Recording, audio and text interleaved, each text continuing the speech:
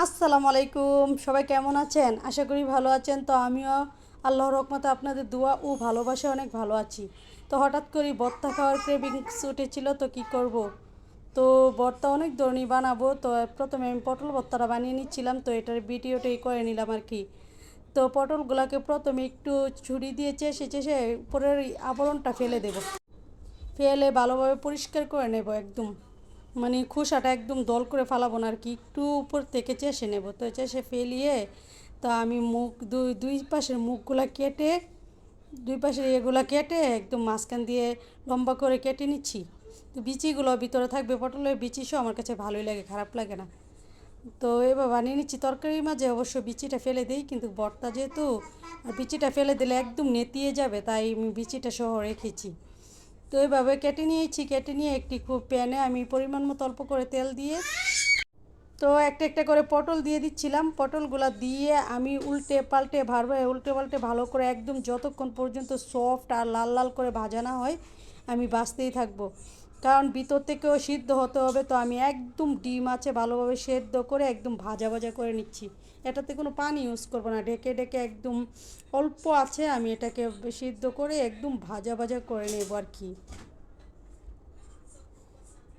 তো এই তো আমার পটলগুলো প্রায় ভাজা হয়ে গেছে। তো এক পাশে আমি একটু শুকনো মরিচ দিয়ে পটলগুলোকে এখন উঠিয়ে নিব, উঠিয়ে মরিচটাকে একদম একদম কড়া করে ভেজে নেব আর কি। তো পটলগুলা উঠিয়ে এক পাশে রেখে দিলাম। তো এখন পটলগুলো যখন ঠান্ডা হয়ে গেছে, তো এখন আমি মরিচটাকে প্রথমে কিছুটা লবণ দিয়ে মরিচটাকে ভালোভাবে একদম ভেঙে নেব, ভেঙে গুঁড়া গুঁড়া করে নেব। নিয়ে মরিচটাকে ভালোভাবে চটকিয়ে লবণের সাথে মেখে নিয়েছি। নিয়ে এখন পেঁয়াজটাকে একদম মিহি কুচি করে একদম চিকন চিকন করে পেঁয়াজটাকে কেটে নিয়েছি। তো পেঁয়াজটাকে ভালোভাবে ডলে নেব মরিচের সাথে, মরিচ লবণের সাথে ডলে তারপর পটলটাকেও একদম ডলে ডলে একদম ভর্তাটা বানিয়ে নেব। খুব মজা করে ভর্তাটা বানিয়ে নেব, একটু ঝাল ঝাল ভর্তাটা। আর কাঁচা পেঁয়াজ দিলে ভর্তার মাঝে মাঝে মাঝে ভালোই লাগে।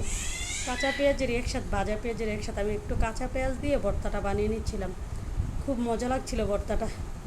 তো সরিষা তেল দিয়ে যখন ভেজেছি পটলটা, তার জন্য আর আমি আলাদা করে তেল দিইনি।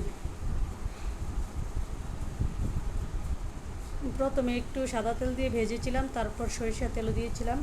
তো এখন ভর্তাটাকে একদম যত মাখাবেন অতই ভর্তাটার স্বাদ যেন দ্বিগুণ বেড়ে যাবে, মানে হাতের মাখানোর। তো এই তো আমার ভর্তাটা হয়ে গেছে প্রায়। তো আমি ভালোভাবে মেখে নিচ্ছি আর কি, পটলটা ভাজা তো একটু ভালোভাবে মিক্স করে নিচ্ছি। তো ভর্তাটা হয়ে গেছে, এখন আমি একটা বাটিতে সার্ভ করে নিচ্ছি।